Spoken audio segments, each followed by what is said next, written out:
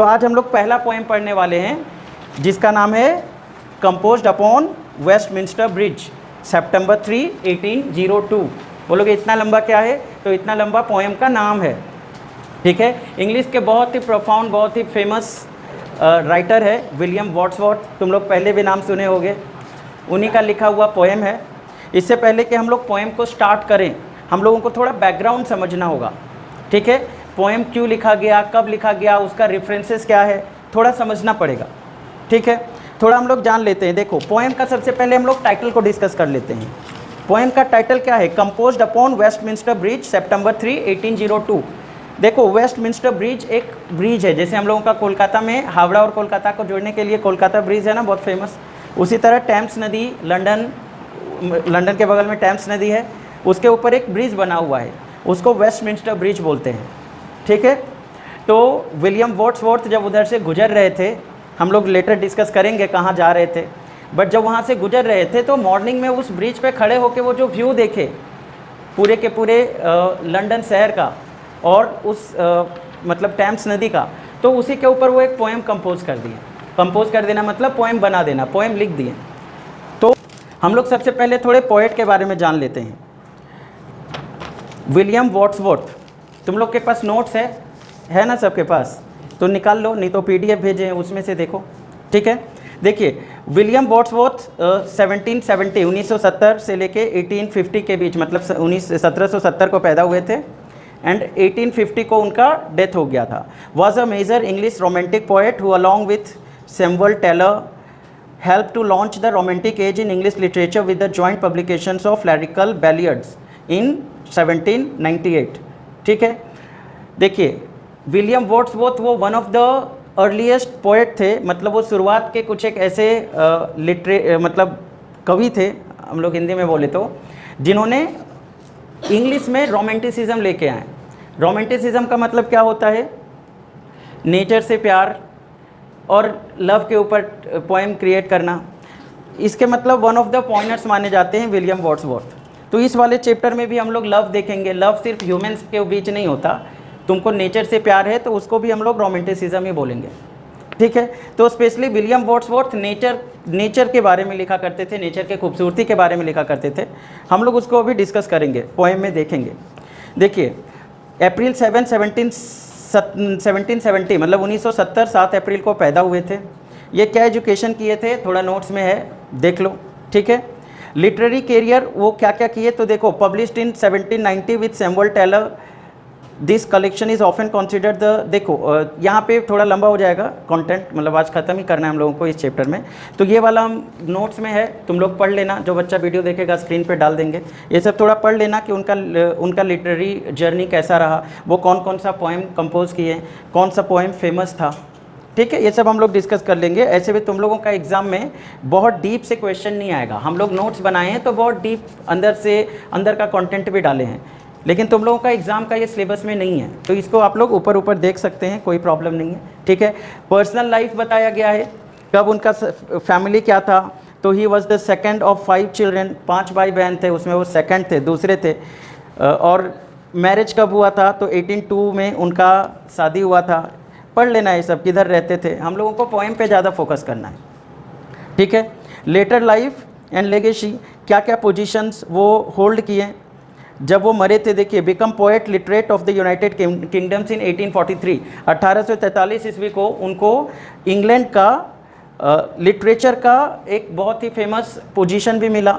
मतलब इंग्लैंड में जो लोग अच्छे पोएट होते थे उनको एक स्टेटस दिया जाता था, पोएट लिटरेट, उनको मिला 1843 मतलब 1843 में। ठीक है, 23 अप्रैल 1850 को उनका डेथ हो गया इंग्लैंड में ही। ठीक है, देखिए लेगेसी क्या है, क्यों फेमस है, क्यों जाने जाते हैं विलियम वर्ड्सवर्थ। तो William Wordsworth is remembered as one of the greatest poet in the English literature. His work help in revolutionise poetic form of content, emphasizing emotion, simplicity and a deep appreciation for the natural world। ठीक है, तो जैसे तुम लोगों को शुरू में बताएं, नेचर के बारे में, नेचर की खूबसूरती के बारे में लिखा करते थे। तो उनका जो इमोशनल अटैचमेंट होता है कोई भी ह्यूमन का नेचर के प्रति, वो विलियम वर्ड्सवर्थ के पोएम के थ्रू से एक्सप्रेस होता है। ठीक है, हम लोग आगे बढ़ते हैं बाबू। देखिए उनका जो फेमस वर्क्स है सामने है, देख लेना, ठीक है। उनका जो फेमस कुछ एक कलेक्शन ऑफ पोएम्स जो फेमस हुआ लिखा हुआ है। हम लोग थोड़ा पोएम के बारे में डिटेल में सीखेंगे, ठीक है। हम लोग थोड़ा पोएम के बारे में समझते हैं। देखो, और जितना क्वेश्चन आएगा वो भी तुम लोगों का पोएम से ही आएगा, ठीक है। एक बार यदि इतना अच्छे से बना हुआ है ये नोट्स कि यदि तुम अच्छे से नोट्स को रिवाइज कर लोगे तो सारा क्वेश्चन आंसर सारा अटेम्प्ट कर। देखो तो हम लोग स्टार्ट करते हैं, ठीक है। पहला पोएम जिसका नाम है composed upon Westminster Bridge September 3, 1802, ठीक है। देखो पोएम के बारे में एक बार वापस बता रहे हैं। चैप्टर जो पोएम का हेडिंग है composed upon Westminster Bridge. Westminster Bridge Thames नदी के किनारे लंदन में, जो लंदन के मतलब टेम्स नदी के बगल में लंदन है और उसी के ऊपर वेस्टमिंस्टर ब्रिज है, ठीक है। तो वहाँ से जब गुजर रहे थे विलियम वर्ड्सवर्थ, तो वो जो सीनिक ब्यूटी दिखा, जो खूबसूरती दिखा नेचर का, लंदन शहर का जो खूबसूरती दिखा, उस खूबसूरती के ऊपर वो एक पोएम बना दिए। इसीलिए पोएम का नाम है कंपोज्ड अपॉन वेस्टमिंस्टर ब्रिज, मतलब वेस्टमिंस्टर ब्रिज के ऊपर कंपोज किया गया है पोएम, ठीक है। देखो साथ में डेट भी अटैच है, सितंबर 3, 1802, 3 सितंबर 1802 ईस्वी को लिखे हैं। तो कुछ और हेडिंग ना देके जो सर्कमस्टेंसेस था, जो परिस्थिति था जिसके ऊपर वो पोएम बनाए, वही पोएम का हेडिंग हो गया, जो सबसे रेलिवेंट है। हम लोगों को कॉन्टेक्स्ट भी मिल जाता है ना, देख के पोएम पढ़ के पता चल जाता है कि ये कोई वेस्टमिंस्टर ब्रिज के ऊपर ही बैठ के लिखा गया होगा, ठीक है। देखिए हम लोग पोएम का एक एक करके डिस्कस करते हैं। तुम लोगों का ये बहुत सारा बच्चा है जो लिटरेचर, जैसे विलियम वर्ड्सवर्थ का लिटरेचर फर्स्ट टाइम पढ़ रहा होगा, क्योंकि इसके पहले जो हम लोगों का खासकर जो वेस्ट बंगाल बोर्ड से है या फिर जो दूसरे स्टेट बोर्ड से होगा कोई बच्चा लोग, तो उन लोगों के लिए ये फर्स्ट टाइम होगा जब हम लोग विलियम वर्ड्सवर्थ का पोएम पढ़ेंगे। जो बच्चे CBSE ISC से है उन लोग पहले पढ़ चुके हैं, ठीक है। तो थोड़ा हम लोग डिटेल में और ठहर ठहर के आराम से सीखते हैं इसको। देखिए थोड़ा पोएम के बारे में बता देते हैं, आप लोगों को जो नोट्स है उसको लाइन बाय लाइन भी एक्सप्लेन कर देते हैं। देखिए composed upon Westminster Bridge September 3, 1802 is a sonnet by William Wordsworth that capture a movement of profound beauty as the poet gaze upon London from Westminster Bridge early in the morning. बोला गया कि जो composed upon Westminster Bridge poem है ये एक sonnet है, William Wordsworth के द्वारा लिखा हुआ। सोनेट का मतलब क्या होता है हम लोग कुछ एक सेकेंड्स बाद डिस्कस कर रहे हैं, ठीक है। पहले इस लाइन को कंप्लीट कर ले। देखो तो ये जो सोनेट है ये वेस्टमिंस्टर ब्रिज के ऊपर खड़े होकर लिखा गया। सोनेट का मतलब होता है बाबू चौक द लाइन का पोएम, ठीक है। इंग्लिश में 14 लाइन्स का जो पोएम होता है उसको हम लोग सोनेट बोलते हैं। तो ये जो सोनेट है वो वेस्टमिंस्टर ब्रिज के ऊपर खड़े होकर लिखा गया। जो प्रोफाउंड ब्यूटी था, जो खूबसूरती था लंदन का, जो वेस्टमिंस्टर ब्रिज के ऊपर से दिखाई दे रहा था, उसी के ऊपर ये पूरा का पूरा पोएम लिखा गया है। This poem is celebrated for its vivid imaginary and reflective tone. बोला गया ये जो खूबसूरती था, जो बहुत ही हिंदी में बोले तो बहुत मनमोहक दृश्य था, उसको देख के लिखा गया ये पोएम है। तो जब ये पोएम हम लोग पढ़ेंगे तो लंदन का खूबसूरती अर्ली मॉर्निंग में हम लोग महसूस कर पाएंगे। स्पेशली आज से कई दशक पहले जब इतना शोर शराबा नहीं था, मशीन नहीं था, कार नहीं था, ठीक है, तब का लिखा हुआ है। 1802 1802 को लिखा हुआ है, ठीक है। तो पोएम के बारे में पता चला। आगे हम लोग बढ़ते हैं। क्वेश्चन है व्हाट इज सोनेट। हम लोग सोनेट अभी बताए ना कि जो कंपोज्ड अपॉन वेस्टमिंस्टर ब्रिज है ये एक सोनेट है। तो सोनेट का मतलब क्या होता है? तो देखो बोला गया कि sonnet is a poetic form that originated in Italy and typically has 14 lines. Italy से शुरू हुआ इस तरह का पोएम लिखने का तरीका, एंड ये 14 लाइन्स का पोएम होता है। इंग्लिश में जो 14 लाइन्स का पोएम्स होता है उसको हम लोग सोनेट बोलते हैं। There are 2 main types of sonnet. Sonnet 2 तरह का होता है। पहला जिसको हम लोग इटालियन सोनेट बोल सकते हैं, पेट्रियार्कियन सोनेट या फिर इटालियन सोनेट बोल सकते हैं, और दूसरा इंग्लिश सोनेट जिसको हम लोग शेक्सपियरियन सोनेट भी बोल सकते हैं। ये 2 बहुत ही फेमस पोएट है, उनके नाम पे लिखा गया है, ठीक है। देखो जो 14 लाइन्स का सोनेट होता है ना उसका 2 पार्ट होता है बेसिकली, कभी कभी 2 कभी कभी 3 भी पार्ट होता है, बट 2 मेजर पार्ट होता है। शुरू का 8 लाइन और लास्ट का 6 लाइन, ठीक है। शुरू का जो 8 लाइन होता है उसको हम लोग बोलते हैं ऑक्टेव, और लास्ट का जो 6 लाइन होता है उसको हम लोग बोलते हैं सेस्टेट, ठीक है। तो इस तरह 8 + 6 कितना हुआ? 14 लाइन्स हुआ। 14 लाइन्स होता है। और ये जो पोएम है ना, इसके अंदर रिदम भी होता है। मतलब ऐसे कोई 8 लाइन लिख देगा तो उसको सोनेट नहीं बोलेंगे। उसका जैसे तुम लोग रिदम का मतलब क्या, जैसे ये वाला पोएम पढ़ेंगे तो पता चलेगा। यहाँ पे देखिए, तो आप लोग का नोट्स यदि सामने है तो नोट्स में देखिए बोला गया है कि जो इटालियन सोनेट है, चल रहा है ना, पहले बंद था क्या?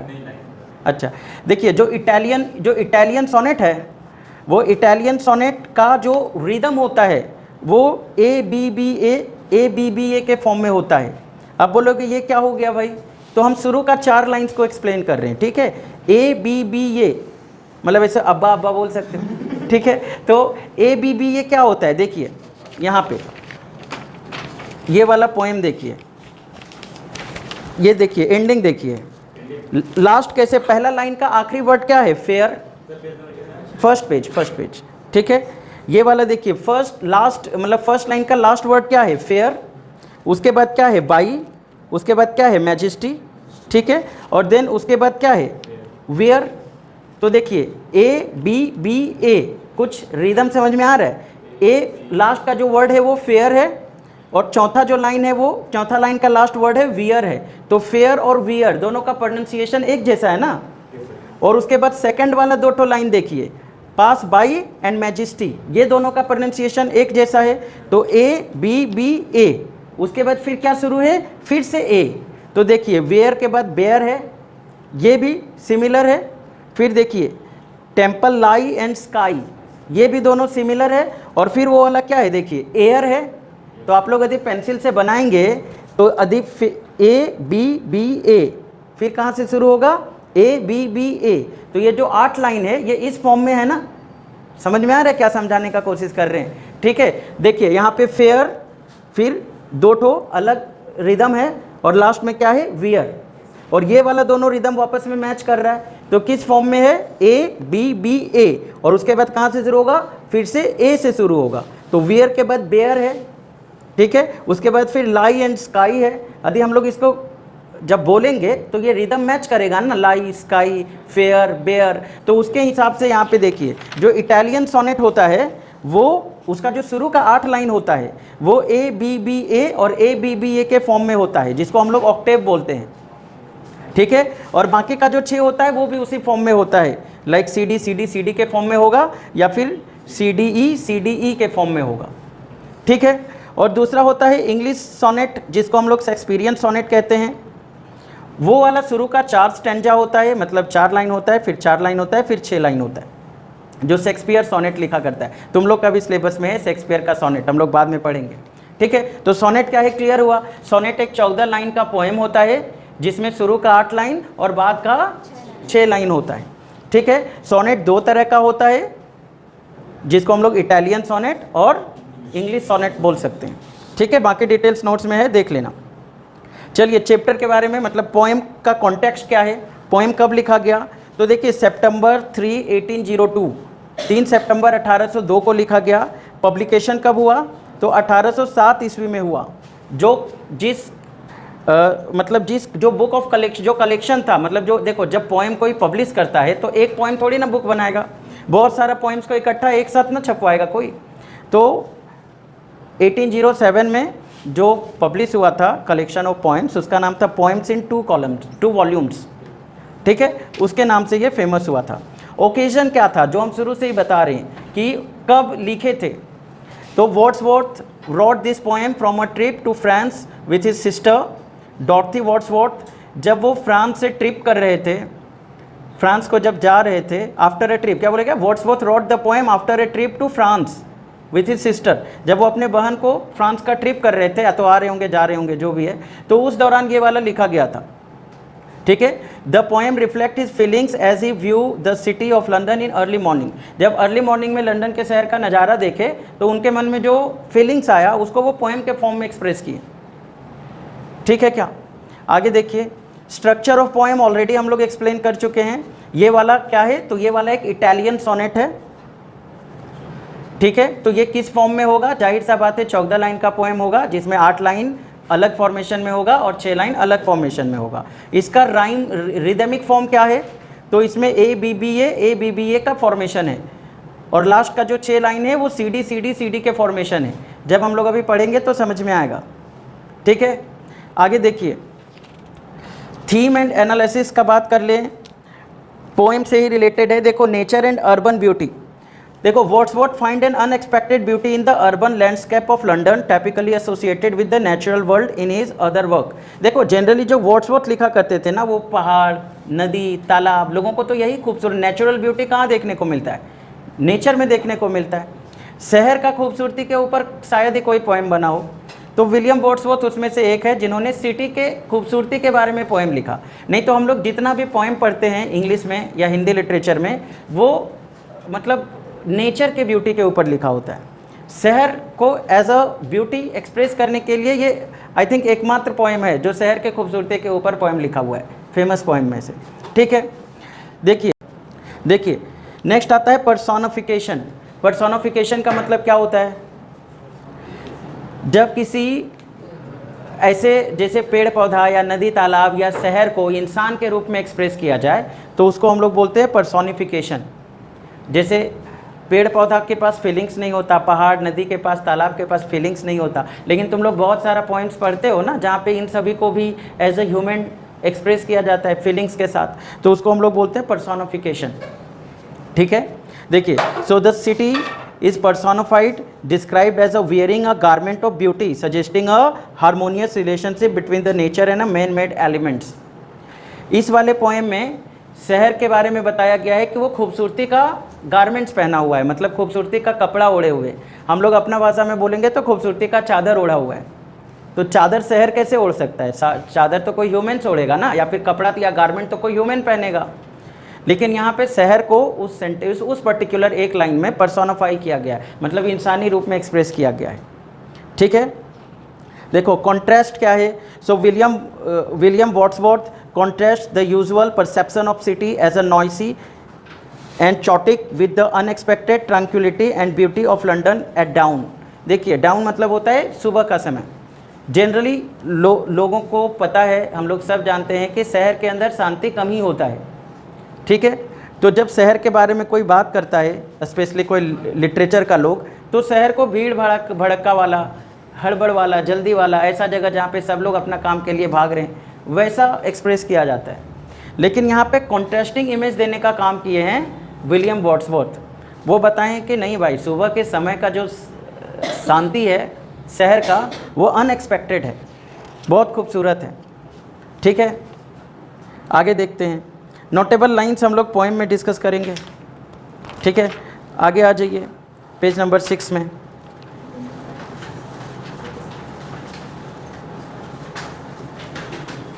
देखिए, विलियम वर्ड्सवर्थ रोमांटिसिज्म के किंग माने जाते हैं। रोमांटिसिज्म मतलब फिर से बोल रहे हैं, नेचर के प्रति जो मतलब लगाव है ह्यूमंस का, उसको पोएम के रूप में एक्सप्रेस करने के महान पोएट माने जाते हैं।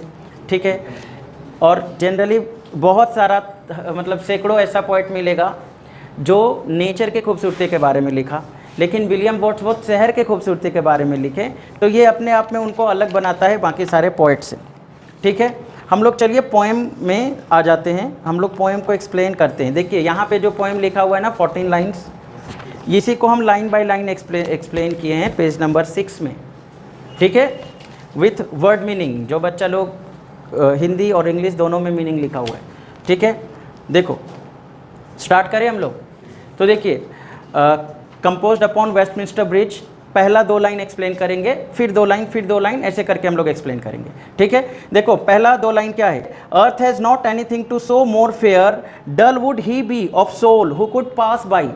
ठीक है, इसको सिंपल लाइन में पहले एक्सप्लेन करते हैं।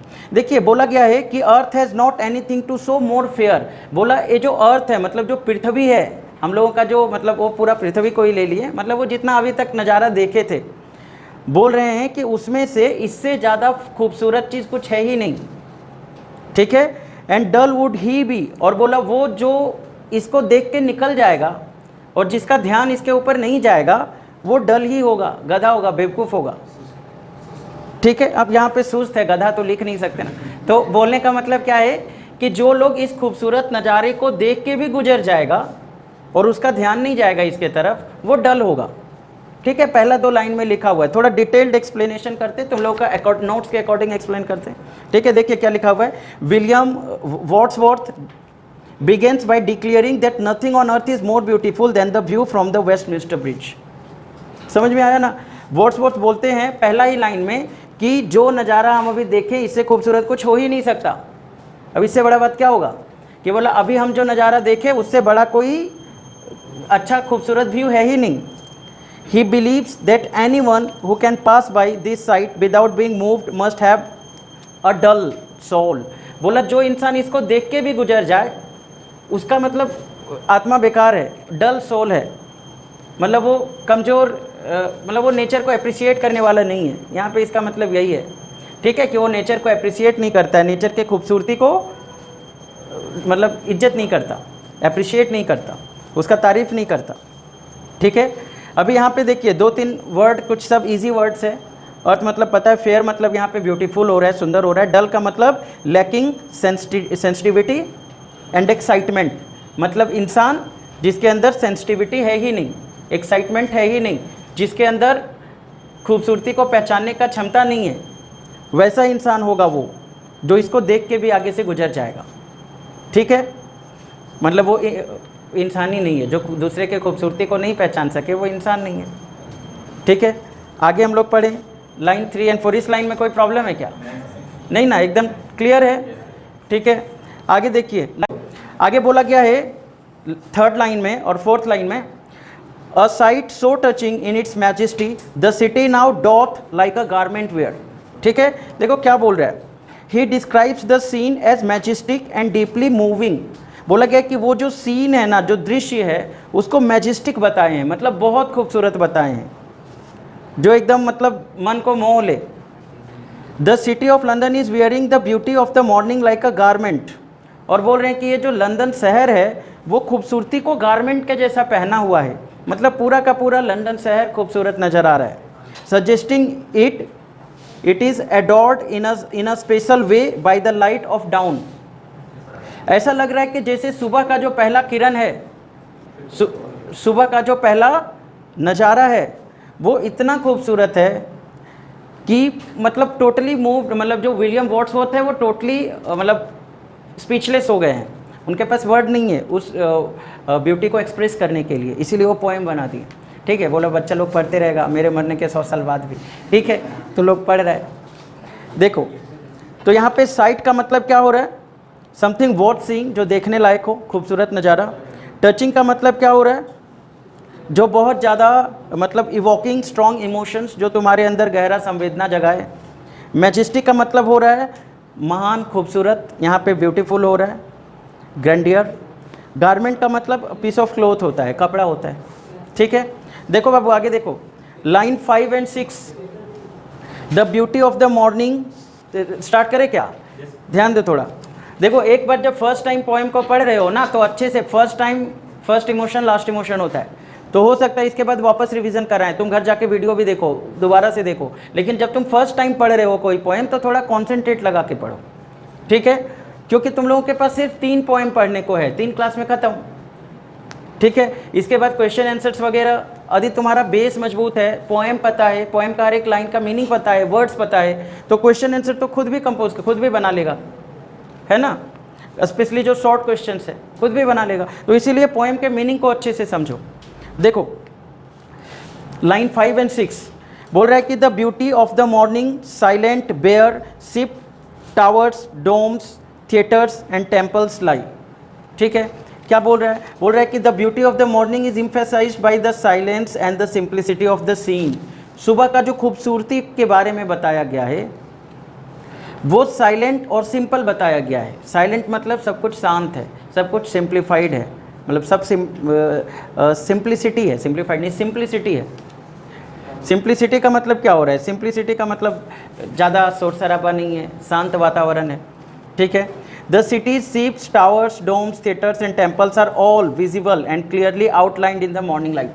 सुबह का रोशनी में सारा नज़ारा क्लियर है, और शहर के अंदर जो भी चीज़ है, चाहे वो जो पानी में शिप चल रहा है या फिर जो टावर्स है या फिर डोम्स है या थिएटर्स है, सब कुछ टेम्पल्स है, सब कुछ क्लियरली विजिबल है, सब कुछ साफ साफ दिखाई दे रहा है। अब यहाँ पे शिप का मतलब जहाज़, तुम लोग जानते हो। टावर्स का मतलब ऊंचा ऊंचा मीनार।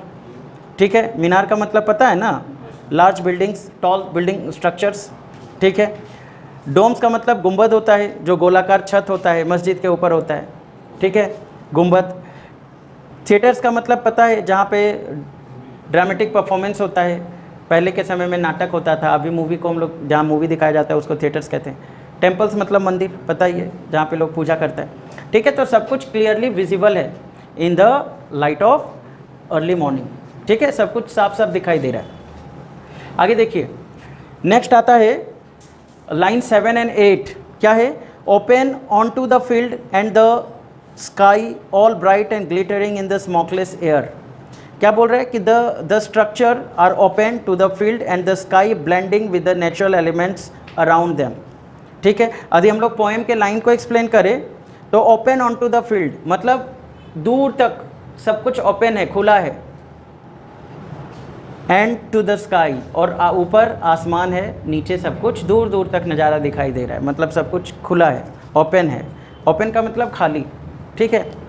All bright and glittering in the smokeless air, और सब कुछ चमक रहा है सुबह का पहला रोशनी में।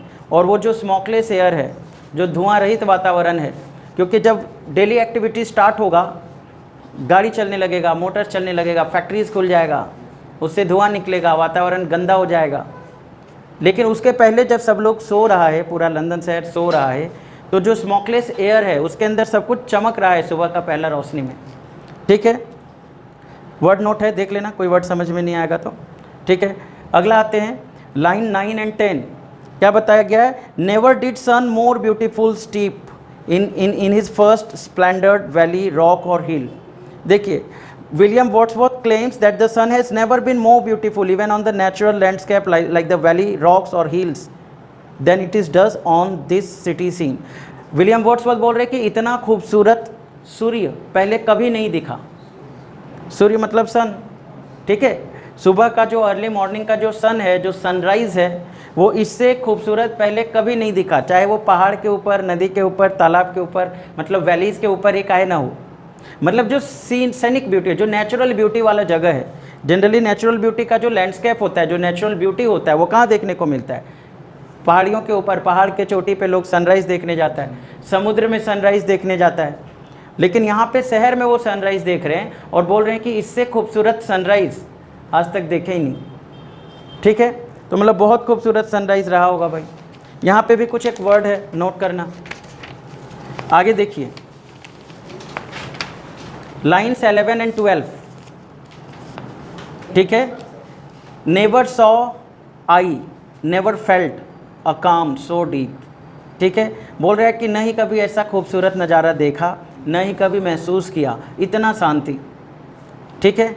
और उसके बाद एक्सक्लेमेशन मार्क है, मतलब आश्चर्यचकित है वर्ड्सवर्थ, ठीक है।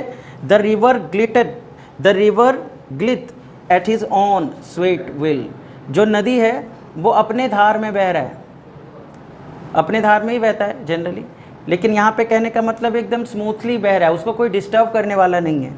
ऐसा नहीं है कि नदी के ऊपर से स्टीमर गुजर गया या बच्चा लोग उस पर नहा रहा है या खेल रहा है, ऐसा कुछ नहीं है। तो विदाउट एनी डिस्टर्बेंस नदी का जो बहाव है वो आगे बढ़ रहा है, ठीक है। देखो एक्सप्लेनेशन लिखा हुआ है, ही हैज़ नेवर बीन और फेल्ट सच अ प्रोफाउंड काम, उनको उतना शांति कभी नहीं मिला। The river terms flow gently and freely, जो टैम्स नदी है वो जेंटली और फ्रीली बह रहा है। कुछ एक वर्ड नोट है नीचे, जो वर्ड समझ में नहीं है, जैसे यहाँ पे एक अच्छा वर्ड है ग्लिट का मतलब क्या होता है? मूविंग स्मूथली एंड क्विकली, मतलब जल्दी जल्दी एंड शांति से बहना, ठीक है।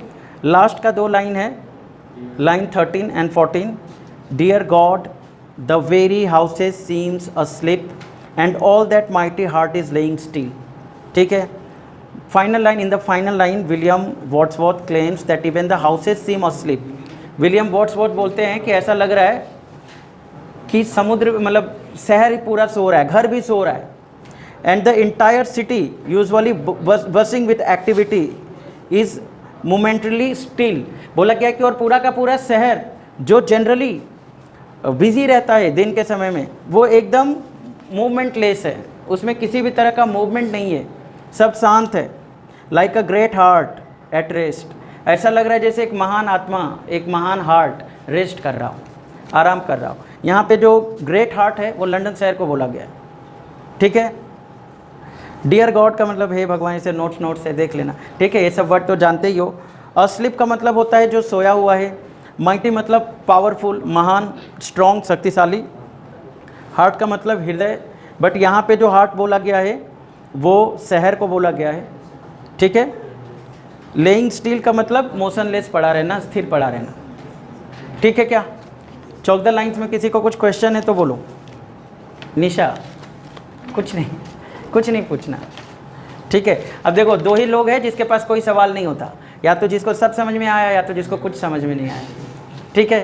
तो तुम लोग ए में हो कि बी में हो, ठीक है। कोई सवाल नहीं है, नहीं मतलब सब समझ में आ गया या कुछ नहीं समझ में आया, आ गया, चलिए ठीक है।